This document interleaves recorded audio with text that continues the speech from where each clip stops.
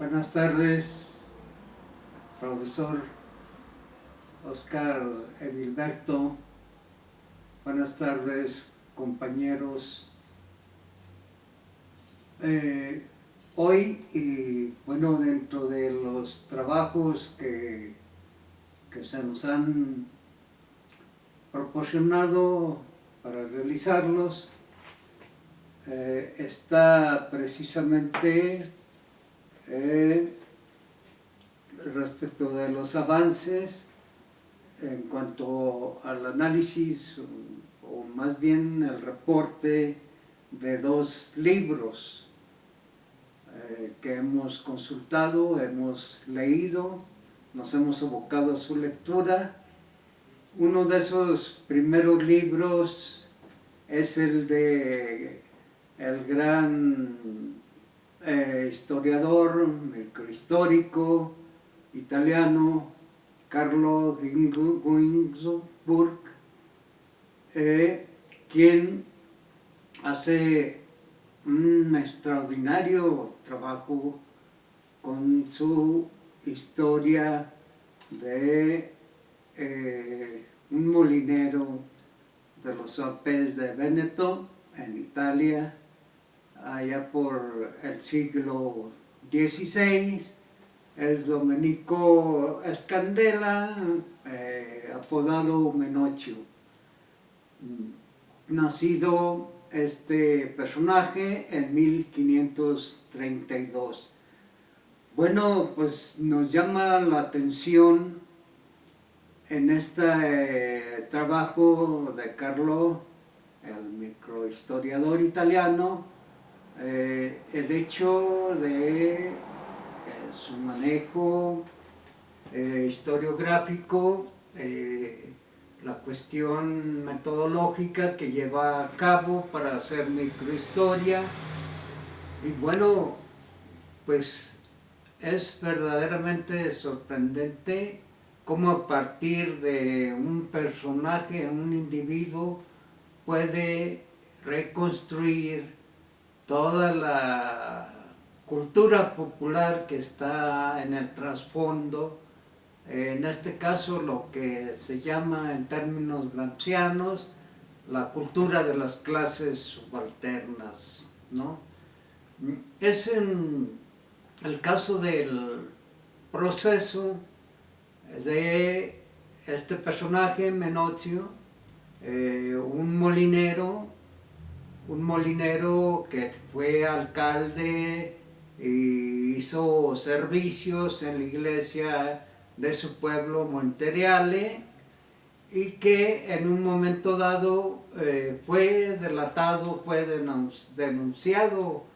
por el propio párroco de Montereale, don Odorico Borae, a instancias de otro cura que creo que no veía muy bien a Menocchio, respecto de que este personaje molinero era un tipo singular que, bueno, era un autodidacta, era un lector de algunas novelas, la Biblia apócrifa, etcétera, etcétera, según descubre los rastros Carlo Ginzburg,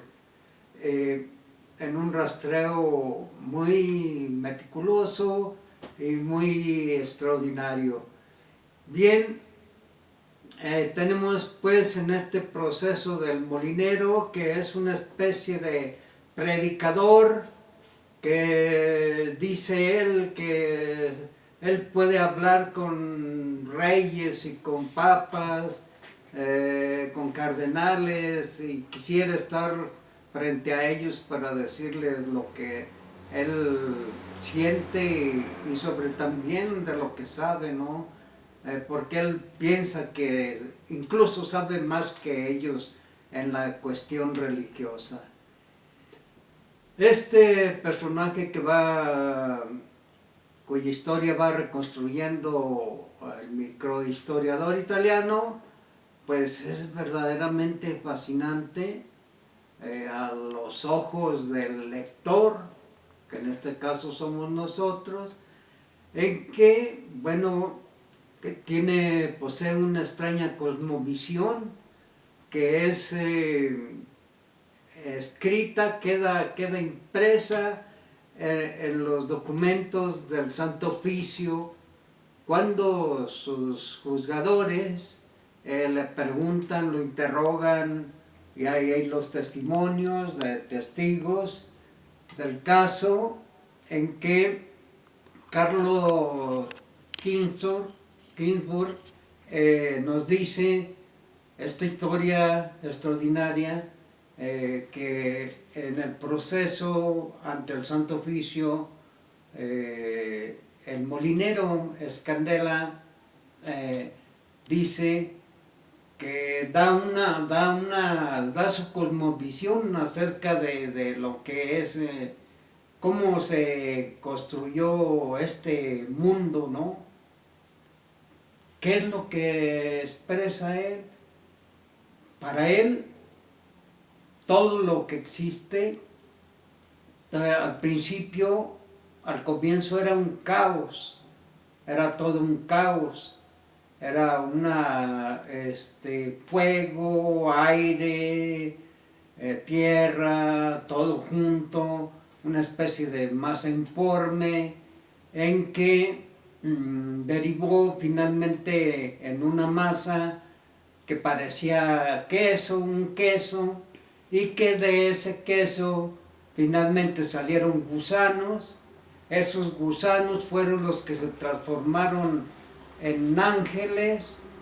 fueron los ángeles, y de esos mismos ángeles, uno de esos ángeles era Dios. Y bueno, sigue ese proceso de creación que Dios es también hace a sus compañeros, a sus 4 guardianes, que serán los ángeles, San Miguel, San Gabriel, San Rafael, etcétera, ¿no? Y bueno, sigue el proceso que explica el molinero Escandela, en el que dice que Dios, al ver que Luzbel quería hacerse rey, lo expulsa del cielo, y entonces, para llenar ese hueco que dejan los ángeles expulsados del cielo, crea al pueblo, crea la multitud para llenar los sitios. Como el pueblo, la multitud, no obedecía los mandamientos de Dios, entonces Dios crea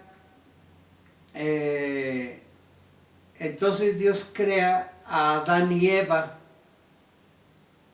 crean a Adán y Eva, y de allí, bueno, desciende pues lo que conocemos, ¿no? La raza humana. Entonces él dice que ese Dios manda a su hijo que es prendido por los judíos, quienes finalmente es al que llevan a crucificar. Esa es la visión, la cosmogonía que expresa extrañamente el sencillo molinero Escandela de Friuli, y bueno, pues deja tremendamente extrañados a sus jueces, a los inquisidores, respecto de esa extraña relación de masa, queso, gusanos, ángeles, Dios, etcétera, ¿no? Bueno, entonces es impresionante la manera del microhistoriador, cómo va escarbando, cómo va rastreando el pensamiento de Menocchio, y se va encontrando en un contexto de que está en ese siglo XVI, están los acontecimientos de la escisión de la Iglesia cristiana católica con Lutero, está la Reforma protestante en el contexto, está también la Contrarreforma con el Concilio de Trento, en que la Iglesia católica se hace más rígida en la persecución de los herejes, de los impíos, como es, en este caso sería el molinero Domenico Scandella, ¿no? Entonces, bueno, con el tiempo viene un segundo proceso, en 1596, en que Menocio es nuevamente llevado a juicio ante el Tribunal del Santo Oficio y sigue él manifestando una serie de cuestiones que tienen que ver con la religión y que el microhistoriador trae a relación si el pensamiento de Menocio tiene que ver con las lecturas que tuvo el molinero. El molinero es un autodidacta que sabe leer y escribir. Entonces, el historiador rastrea las fuentes a que tuvo o pudo tener acceso Menocio y encuentra la Biblia apócrifa, encuentra sobre todo la literatura fantástica de Mandeville, en que parece que de ahí toma o relabora el molinero muchas de la cosmogonía que finalmente va hilando, va reelaborando y va convirtiendo en sus ideas propias, ¿no? El propio Menocio dice ante los tribunales que son algunas de esas ideas son sacadas de su propio cerebro, ¿no? Finalmente, el microhistoriador Carlo Ginzburg rastrea a profundidad en una manera tan extraordinaria que relaciona ese pensamiento del molinero, del sencillo molinero, con los grupos anabaptistas, pero más que nada lo relaciona con grupos chamánicos, de un culto chamánico que existieron mucho antes, décadas atrás, en esa región de Friuli, donde es Menocio, y que al parecer tuvieron influencia en las ideas, en la cosmogonía expresada por el humilde molinero de Friuli, ¿no? Entonces, me parece un libro de microhistoria verdaderamente genial el que realiza este microhistoriador italiano, porque, bueno, él se encarga de investigar, de ir rastreando las huellas del pensamiento a través de las interrelaciones, de tal manera que logra más o menos configurar todo lo que está detrás de esa extraña cosmogonía que expresa Menocio. Menocio se sostiene y no puede callar en expresar sus ideas ante el Santo Oficio, y dice incluso que no cree en los sacramentos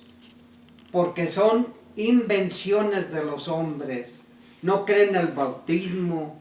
no cree en la confirmación. Lo único que cree es en la Eucaristía, y en la obra del Espíritu Santo. Bueno, es verdaderamente genial para mí el trabajo de microhistoria plasmado por Carlos Ginzburg, que creo que es un hito historiográfico para